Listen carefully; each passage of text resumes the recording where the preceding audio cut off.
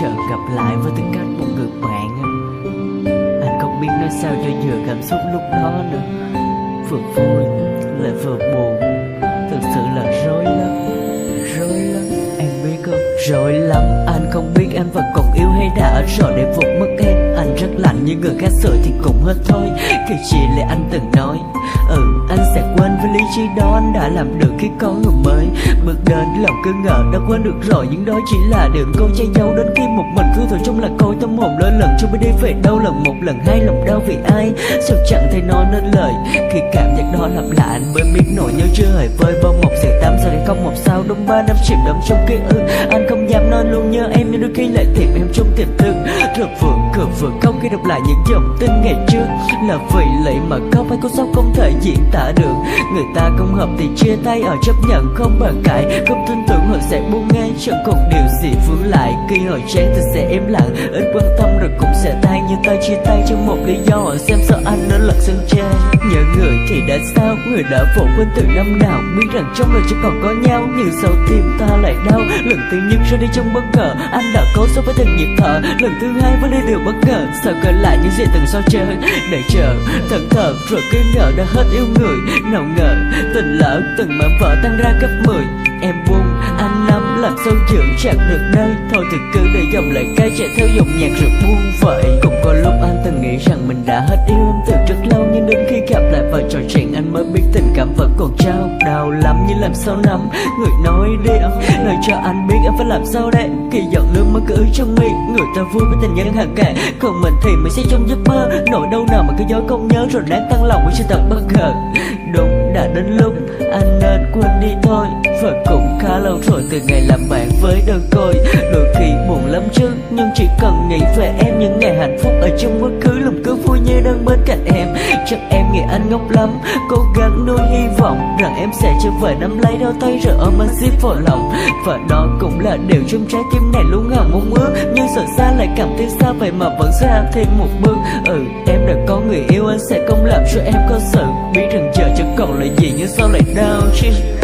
Nhớ người thì đã sao, người đã vội quên từ năm nào. Biết rằng trong lời chỉ còn có nhau, nhưng sao tim ta lại đau. Lần thứ nhất rơi đi trong bất ngờ, anh đã cố sống với từng nhịp thở. Lần thứ hai vẫn là điều bất ngờ, sao kể lại những gì từng so chơi. Đợi chờ thẫn thờ rồi cứ ngờ đã hết yêu người. Nào ngờ tình lỡ từng mảnh vỡ tan ra gấp 10. Em buông anh nắm làm sao giữ chặt được đây. Thôi thì cứ để dòng lời ca chạy theo dòng nhạc rồi buông vậy.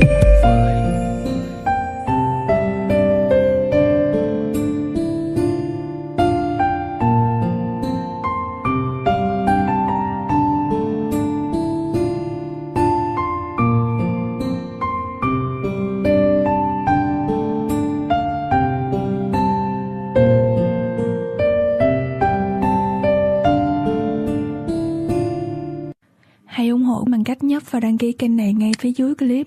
Cảm ơn bạn rất nhiều.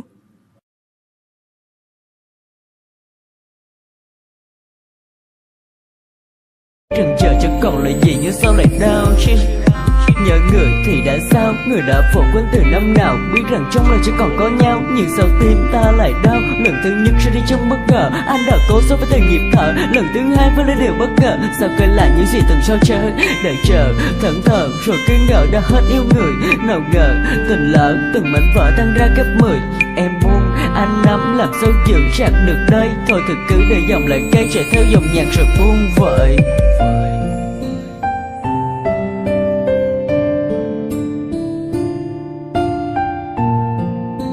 Lý do họ xem sao anh đã lật sân trang. Nhớ người thì đã sao, người đã vội quên từ năm nào. Biết rằng trong lời chỉ còn có nhau, nhưng sao tim ta lại đau. Lần thứ nhất rơi đi trong bất ngờ, anh đã cố sống với từng nhịp thở. Lần thứ hai vẫn đi điều bất ngờ, sao kể lại những gì từng so chơi.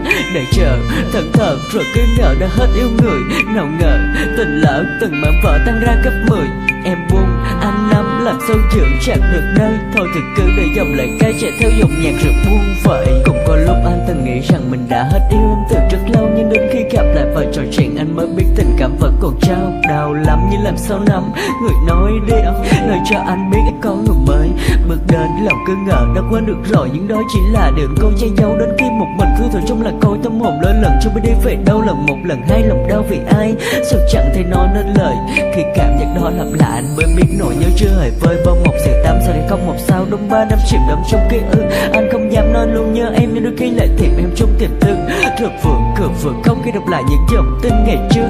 Là vì lệ mà khóc hay có sốc không thể diễn tả được, người ta không hợp thì chia tay ở chấp nhận không bàn cãi, không tin tưởng họ sẽ buông ngay chẳng còn điều gì vướng lại. Khi họ chán thì sẽ im lặng, ít quan tâm rồi cũng sẽ tan như tay chia tay trong một em phải làm sao đây. Khi giận lương mà cứ trong miệng, người ta vui với tình nhân hàng cạn, còn mình thì mình sẽ trong giấc mơ. Nỗi đau nào mà cái gió không nhớ rồi nát tan lòng với sự thật bất ngờ.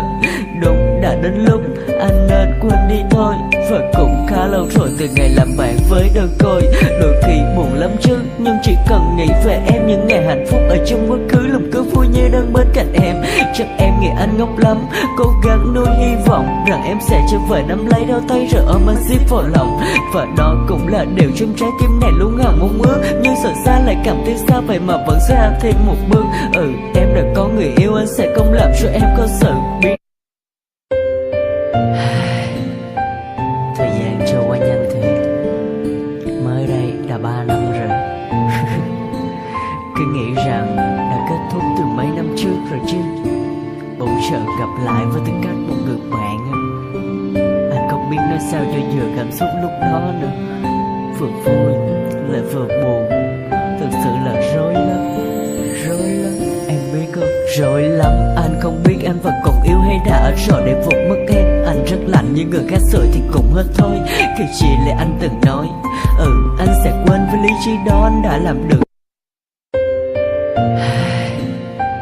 Thời gian trôi qua nhanh thiệt, mới đây đã 3 năm rồi. Cứ nghĩ rằng đã kết thúc từ mấy năm trước rồi chứ, bỗng chợt gặp lại với tư cách một người bạn.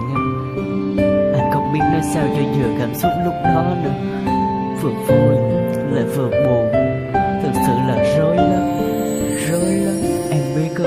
Rối lắm, anh không biết anh vẫn còn yêu hay đã ở rồi để vụt mất em. Anh rất lạnh như người khác sưởi thì cũng hết thôi, khi chỉ là anh từng nói anh sẽ quên với lý trí đó anh đã làm được khi có người mới bước đến. Lòng cứ ngờ đã quên được rồi, nhưng đó chỉ là đường câu che giấu đến khi một mình cứ thổi trong làn côi tâm hồn lỡ lần cho biết đi về đâu. Lần một lần hai lòng đau vì ai sao chẳng thể nói nên lời, khi cảm giác đó lặp lại anh mới biết nỗi nhớ chưa hề vơi bong một sự tám sao để không một sao đúng 3 năm chìm đắm trong ký ức. Anh không dám nói luôn nhớ em nhưng đôi khi lại tìm em trong tiềm thức, rất vượng cửa vượng không khi đọc lại những dòng tin ngày trước.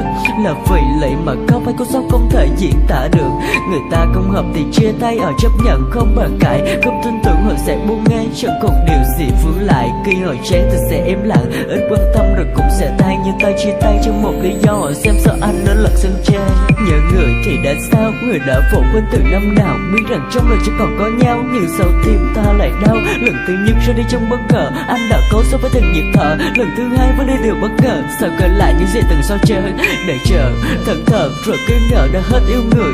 Nào ngờ tình lỡ từng mảnh vỡ tan ra gấp 10, em buông anh nắm làm sao giữ chặt được nơi. Thôi thì cứ để dòng lời ca chạy theo dòng nhạc rồi buông vậy. Cũng có lúc anh từng nghĩ rằng mình đã hết yêu em từ rất lâu, nhưng đến khi gặp lại và trò chuyện anh mới biết tình cảm vẫn còn trao đau lắm. như làm sao nắm người nói đi nói cho anh biết em phải làm sao đây. Khi giận nước mắt cứ trong miệng, người ta vui với tình nhân hàng cạn, còn mình thì mình sẽ trong giấc mơ. Nỗi đau nào mà cái gió không nhớ rồi nát tan lòng với sự thật bất ngờ. Đúng đã đến lúc anh nên quên đi thôi, và cũng khá lâu rồi từ ngày làm bạn với đơn côi. Đôi khi buồn lắm chứ, nhưng chỉ cần nghĩ về em những ngày hạnh phúc ở trong quá khứ, lòng cứ vui như đang bên cạnh em. Chắc em nghĩ anh ngốc lắm, cố gắng nuôi hy vọng rằng em sẽ trở về nắm lấy đôi tay rồi ôm anh zip vào lòng.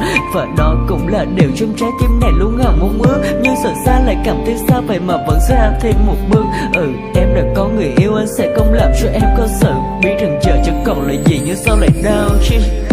Nhớ người thì đã sao, người đã vội quên từ năm nào, biết rằng trong lòng chỉ còn có nhau nhưng sao tim ta lại đau. Lần thứ nhất ra đi trong bất ngờ, anh đã cố sống với từng nhịp thở. Lần thứ hai vẫn là điều bất ngờ, sao kể lại những gì từng so chơi để chờ thẫn thờ rồi cứ ngờ đã hết yêu người.